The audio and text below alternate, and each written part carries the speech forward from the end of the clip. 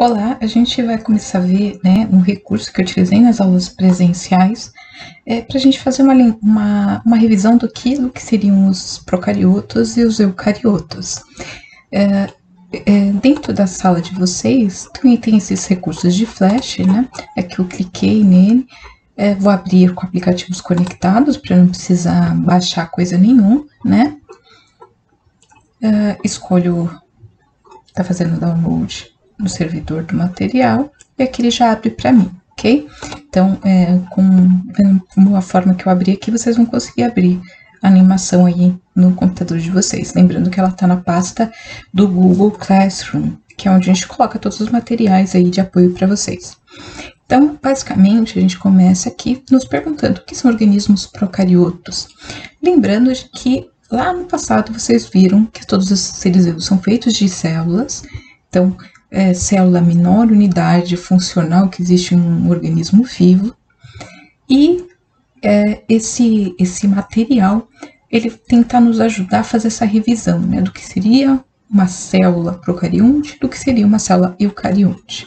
Então, vamos aqui, a gente tem como exemplo de seres procariontes as bactérias. Vocês estão vendo aí na tela, nesse cinza, né, a imagem, parece um fandango, né, um fandango daqueles salgadinho, né.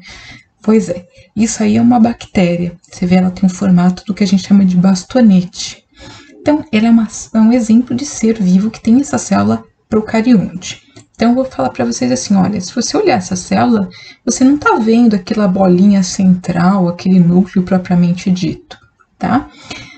O núcleo nas células procariontes, ele é inexistente. O núcleo com um espaço dentro da célula, onde dentro vai ter o DNA circulado por uma membrana, tá? Então, isso não existe dentro da célula procarionte. Ah, professora, mas ele não tem o DNA? DNA é uma coisa, material genético. Núcleo é essa parte, né, da célula, esse compartimento da célula que tem uma membrana que envolve ele, chamada carioteca. Procarionte, esse pró vem de antes da carioteca, né, do cárion. Cárion é o nome a origem, né, do nome dessa membrana que envolve o núcleo. Então, procarionte são seres que surgiram antes dessa delimitação do núcleo por essa membrana, ok? Um outro exemplo de ser vivo é a cianobactéria. Cianobactérias são as antigas algas azuis, tá? Os cianofícias. As algas, esse termo algas azuis não é o mais correto para se usar, então vamos usar aí a expressão cianofícia. O que são esses seres? Também são seres procariontes, logo não tem núcleo celular, material genético está ali, né, disperso, está ali junto com o citoplasma, numa região que a gente chama de nucleoide. Nucleoide é aquilo que parece um núcleo, mas não é, justamente essa expressão porque está faltando ali a carioteca, tá? E a gente tem esses seres vivos são muito importantes, né? Porque foram os primeiros seres fotossintetizantes a surgir no nosso planeta. Então, se a gente fosse voltar lá no tempo, a gente chegaria em um planeta que não teria o céu azul antes do surgimento das cianobactérias, porque foram elas que começaram a fazer o processo de fotossíntese, liberar oxigênio na atmosfera, que primeiro foi reagir com o ferro presente nas rochas, né, fazendo a oxidação dessas moléculas de ferro, e a partir do momento em que estava saturado todas as reações químicas com ferro na superfície do planeta, aí esse oxigênio começou a se acumular na nossa atmosfera, não é? Isso fez uma pressão de seleção natural, fazendo com que seres vivos que não respirassem esse oxigênio fossem eliminados, e a partir desse momento a vida dominante no planeta foi selecionada para ser seres que consomem oxigênio, inclusive nós, né? E, além disso, esse oxigênio na alta atmosfera recebe a radiação UV e tem a formação da camada de ozônio. Então, para a gente é bem importante lembrar que nós temos aí, então, esses seres que são fundamentais, microscópicos, a gente não enxerga olho nu, mas quando a gente fala, às vezes a gente não se dá conta da importância, tá? Bactérias, vocês normalmente têm alguma referência por doenças que elas causam, mas as bactérias são extremamente importantes, elas são grandes decompositores nos nossos ambientes. Uma das importâncias delas, existem várias outras que a gente vai explorar ao longo desse ano. Então, aqui a gente tem uma imagem, aqui são células de oviduto, então vocês vão ter aqui uma celulinha, segunda celulinha, terceira celulinha.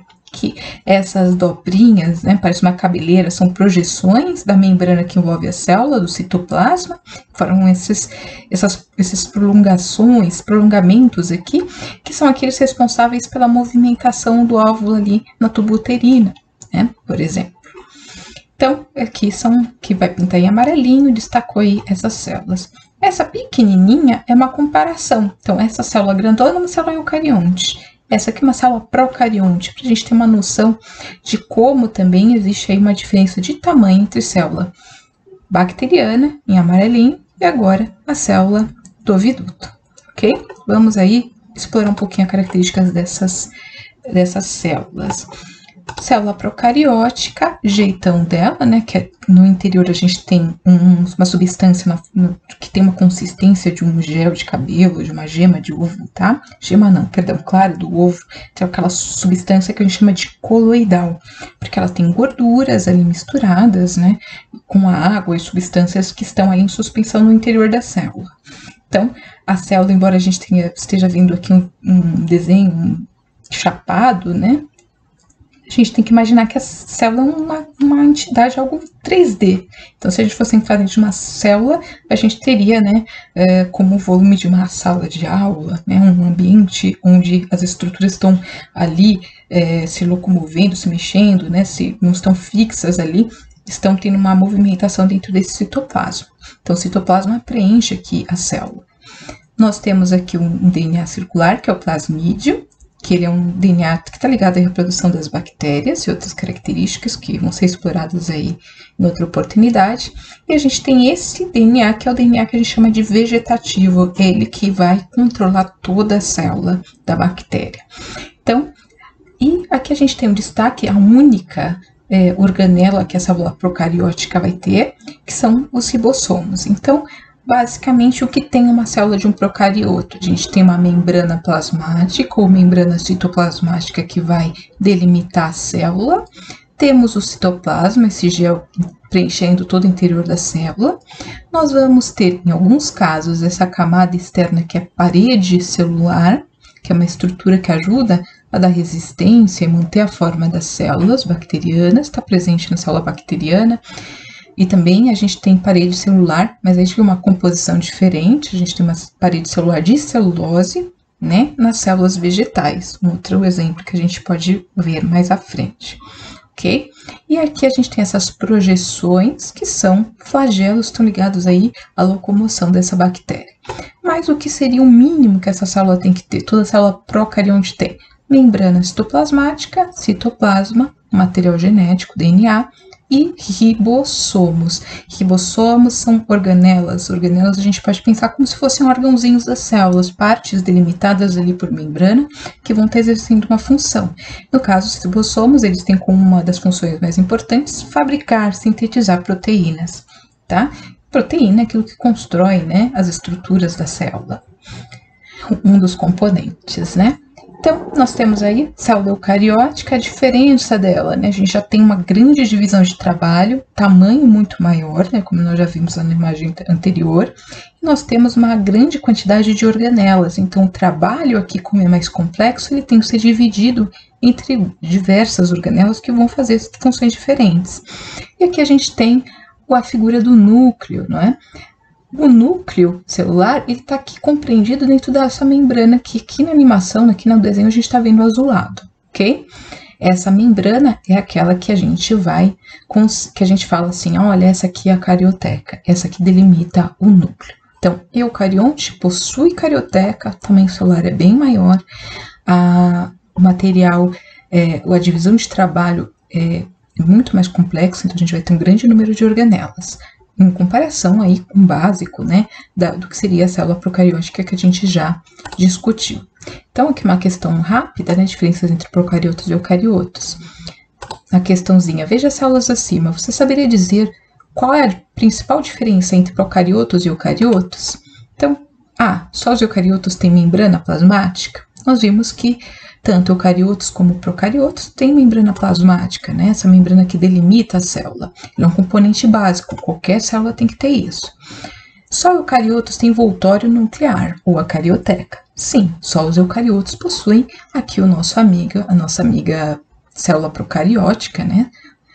Não possui núcleo, não possui essa carioteca.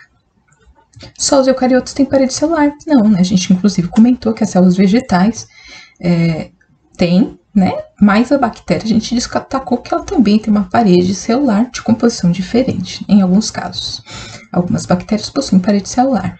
Então, nossa resposta correta é essa aqui, ok? Estamos corretos aqui, muito bem, né? Realmente essa diferença é a principal, né? A principal diferença que a gente consegue ver aí para separar o material genético, né? Para separar o que é uma célula procarionte e eucarionte. Muito bem, outra coisa que é importante é a gente destacar: o DNA da bactéria é circular, isso quer dizer que eu não conseguiria esticar ele num fiozinho reto, tá? As pontinhas dele estão conectadas. É um DNA muito menor do que a da célula eucarionte.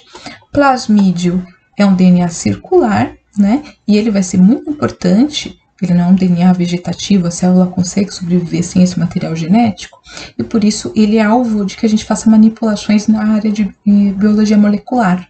Então, quando eu quero, por exemplo, fabricar em laboratório uma insulina, é nesse DNA, nesse plasmídio, que eu vou inserir esse trecho de DNA de interesse para que a bactéria comece a produzir material. Então, eu quero que essa bactéria incorpore esse novo material genético e vou usar esse plasmídio como vetor. Né, eu retiro ele, manipulo, incluo a sequência de genética que eu preciso ali para fabricar a insulina e volto a inserir nessa bactéria, ok? A gente vai verificar esse processo mais à frente com detalhe, tá? Que é uma explicação muito simplesinha, só para a gente ter uma ideia geral do porquê é importante destacar ele agora. E os ribossomos, que são importantes aí, a grande função dele de síntese de proteínas dentro das células. Então, e aí na célula eucarionte a gente tem um DNA, essa estrutura que vocês estão vendo é um cromossomo. O cromossomo não está presente em todo momento na célula, importante relembrar isso. O cromossomo a gente só visualiza na célula eucarionte em divisão celular, se preparando aí para fazer uma mitose, uma meiose.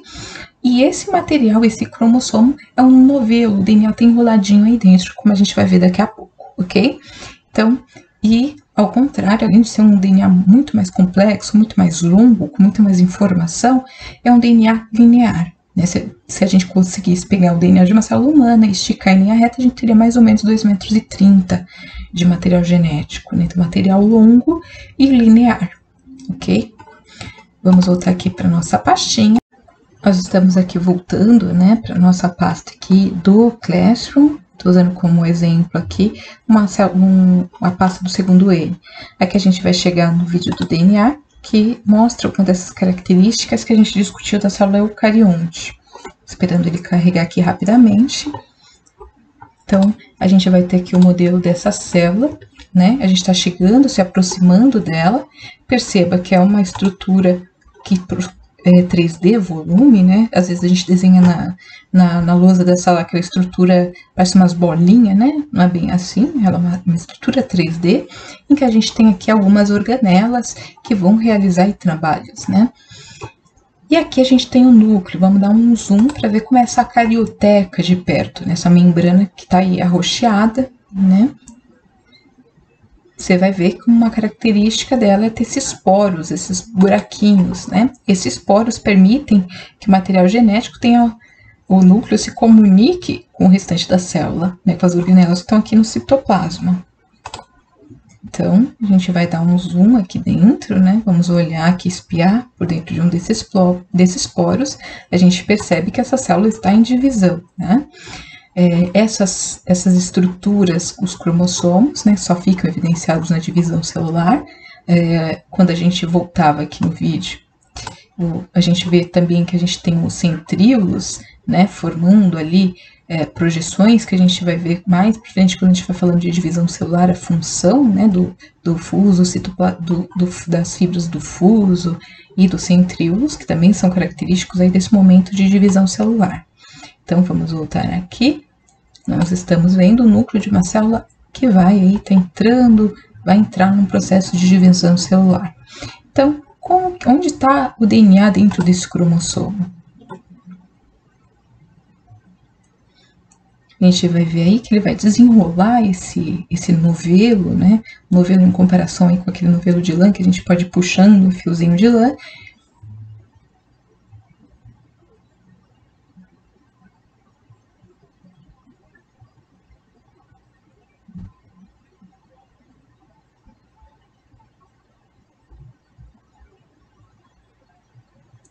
Dando um zoom ainda maior. Isso ainda não é o DNA, tá? Propriamente dito, a gente não tá enxergando aí o DNA.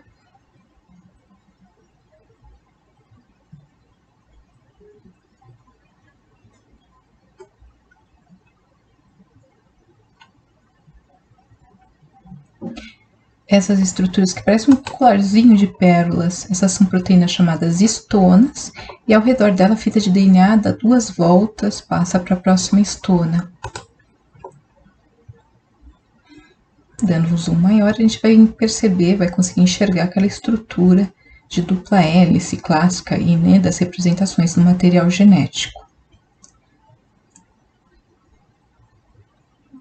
Então, nosso DNA, né, de eucarionte com essa estrutura de dupla hélice, né, e um DNA linear. Esse videozinho, essa animaçãozinha bem curta, é para a gente conseguir estabelecer uma relação entre o que é DNA, né, e o que é o cromossomo, para não haver uma confusão aí na frente, ok? Então, coloquei para vocês um videozinho sobre essa informação. Eu também vou indicar um outro vídeo, que é esse Como São as Células, que é um vídeo de um pouco mais de 10 minutos, que vai falar para vocês, né, vou colocar um link na descrição desse vídeo, em que vai explicar o que seriam as células, mostrar vários seres unicelulares e quais são as funções de algumas organelas celulares, ok? Eu peço que vocês explorem esse recurso também. Por enquanto, obrigada.